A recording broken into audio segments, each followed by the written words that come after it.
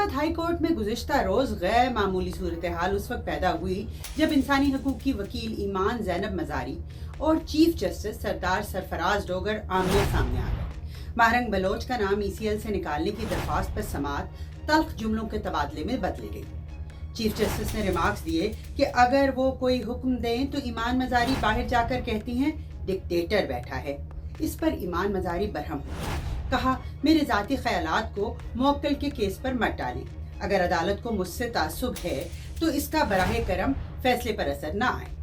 जवाब में chief justice बोले वकील को आदाब के दायरे में रहना चाहिए और मुंह बंद रखना चाहिए। ईमान मज़ारी ने इतराज़ किया ये धमकियां बर्दाश्त नहीं, अगर तौहीन अदालत करनी है तो कर लें, मैं सिर्फ आईनी हक इस्तेमाल करेंगे। एक मौका पर चीफ जस्टिस के रिमार्क्स किसी दिन मैंने पकड़ लिया ना पर ईमान मज़ारी ने कहा कि अदालत का ये रवैया नाकाबिले कबूल है। डिप्टी अटॉर्नी जनरल ने मौक़िफ़ दिया कि महरंग बलोच का नाम ECL से निकलवाने के लिए काबीना की ज़ेली कमेटी से रुजू ज़रूरी है। आखिरकार अदालत ने समाअत मुलतवी कर दी।